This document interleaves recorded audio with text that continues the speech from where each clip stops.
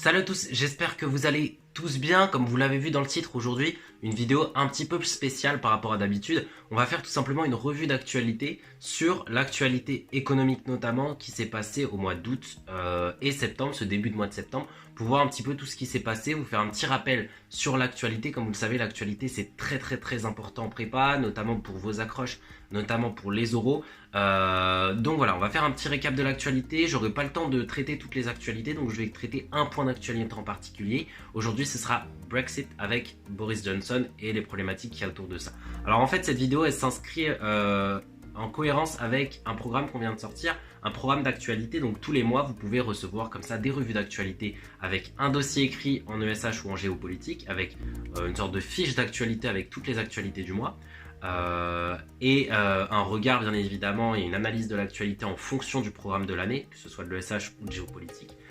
Et en plus de ça, une vidéo, une revue comme ça d'actualité vidéo pour avoir tout le récap de toutes les actualités. Comme ça, à la fin, vous vous retrouverez avec toutes les actualités de chaque mois et vous n'avez pas à chaque fois à regarder l'actualité de manière très constante jusqu'au concours.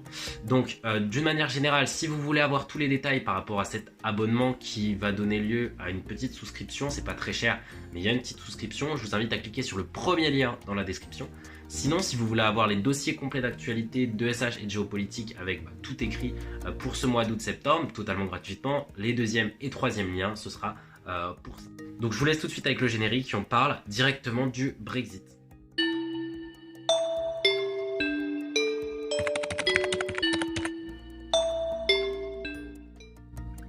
Alors, donc dans l'actualité du mois d'août, il y a beaucoup de rebondissements par rapport au Brexit. Alors, petit récap d'abord. Faut savoir que Theresa May n'est plus Premier ministre de la Grande-Bretagne, comme vous le savez. Alors, depuis le 24 mai, il me semble, depuis la fin mai, et c'est désormais Boris Johnson qui l'a remplacé à partir de la fin juillet. Et Boris Johnson a beaucoup de difficultés à négocier avec la Commission européenne, notamment parce qu'au début de son mandat, la Commission européenne a totalement refusé de renégocier le Brexit et de faire des modifications par rapport au contrat, entre guillemets, négocié par Theresa May.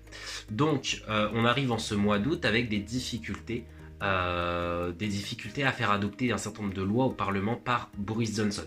D'autant plus que le 2 août 2019, ont lieu des élections partielles durant lesquelles la majorité du Parti conservateur à la Chambre des communes a été réduite et n'est plus qu'à une voix. Du fait en fait de la circonscription de Brecon et Radnorshire au Pays de Galles qui n'est plus au moins des conservateurs. La majorité au Parlement à la Chambre des communes s'est réduite de une voix. Il faut savoir que le Parlement finalement britannique est composé de la Chambre des communes et de la Chambre des Lords. La Chambre des communes, c'est un petit peu l'Assemblée nationale française, composée de 650 députés, et ça fonctionne à la majorité, bien évidemment. Le problème de tout ça, c'est qu'en fait, Boris Johnson a un objectif, de mettre en place un Brexit pour le 31 octobre 2019. Donc, retenez bien cette date, le 31 octobre 2019, coûte que coûte, Boris Johnson veut mettre en place un Brexit. Je dis coûte que coûte parce qu'en fait, qu'il trouve un deal, entre guillemets, un accord avec la Commission européenne ou pas, il veut tout simplement mettre en place un Brexit. C'est pour ça que tout le monde entier a peur d'un no deal, c'est-à-dire un Brexit qui est conclu sans accord dans la mesure où en fait ça va pouvoir avoir des conséquences économiques qui peuvent être majeures, mais dont l'ampleur n'est pas connue par les économistes, on ne peut pas forcément l'estimer. Mais d'une manière générale, ça provoquerait tout simplement une récession anglaise. C'est pour ça que la Banque d'Angleterre a déjà prévu en fait 2-3 points de moins de croissance pour l'année 2019-2020 à cause de ce Brexit et la récession possible. Pourquoi? Très simplement, pour comprendre cette récession possible, il faut savoir que les entreprises britanniques vont trouver moins de débouchés avec les partenaires européens dans la mesure où la fin de l'accord, la sortie de l'Angleterre de l'Union européenne va provoquer une augmentation bien évidemment des droits de douane qui n'existaient pas auparavant, des droits de douane commerciaux notamment, et donc la perte de débouchés pour les entreprises britanniques, notamment sur certains secteurs, l'automobile par exemple. Donc ça va provoquer une récession, mais ça va provoquer également possiblement un certain nombre de problèmes en matière monétaire, dans la mesure où la livre sterling a de fortes chances de baisser, c'est-à-dire se déprécier pour différentes raisons, des anticipations négatives des marchés sur le marché monétaire, également la balance commerciale qui va diminuer bien évidemment et qui va peut-être se retrouver déficitaire à cause des nouveaux droits de douane.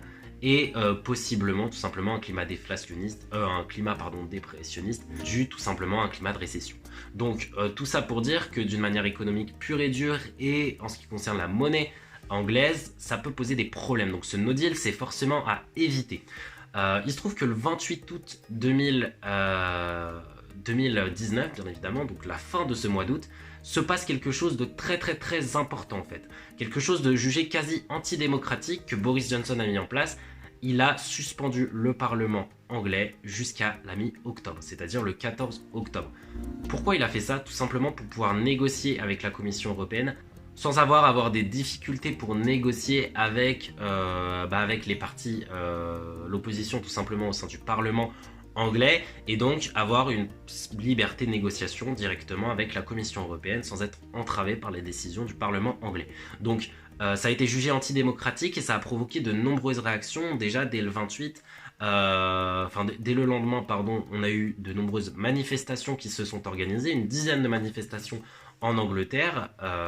Les partis de l'opposition, notamment le Parti travailliste, a considéré ça comme une mesure totalement antidémocratique et en fait, c'est tout simplement une stratégie pour éviter, à la veille du Brexit, parce que le 14 octobre, c'est finalement très proche de la date annoncée du Brexit, d'entraver finalement le pouvoir des autres parlementaires. Il se trouve qu'en fait, en ce début du mois de septembre, parce que je ne vais pas finir cette revue d'actualité sans parler un petit peu de ce qui s'est passé au début de ce mois de septembre, il y a eu grosso modo deux choses majeures en ce qui concerne le Brexit, notamment au tout début de ce mois de septembre, c'est-à-dire le 3 septembre 2019 à peu près. D'abord, on a cette volonté de suspension qui a suscité des réactions, et notamment dans le parti conservateur au sein du Parlement anglais. Philip Lee, qui était un conservateur, un député conservateur, a rejoint le parti pro-Union européenne libérale, ce qui fait que la majorité conservatrice a été perdue au sein du Parlement anglais. Et c'est extrêmement important et ça montre à quel point au sein même du parti conservateur, il y a des oppositions en ce qui concerne le Brexit. Deuxième chose, il s'est passé quelque chose d'important, c'est-à-dire que les députés ont rédigé un contrat dans lequel ils préconisaient et qu'ils obligeaient entre guillemets Boris Johnson à avoir un délai supplémentaire pour mettre en place le Brexit. Donc à travers de ce contrat, ils ont fait du 31 janvier 2020 la nouvelle date du Brexit pour avoir un petit peu plus de temps d'en parler, et ils essayent un petit peu de forcer la main Boris Johnson pour retarder ce Brexit coûte que coûte et éviter le no deal qui serait bien évidemment désastreux pour l'économie, hein. Et c'est ce qu'on suppose et ce que beaucoup d'économistes pensent d'un Brexit au 31 octobre.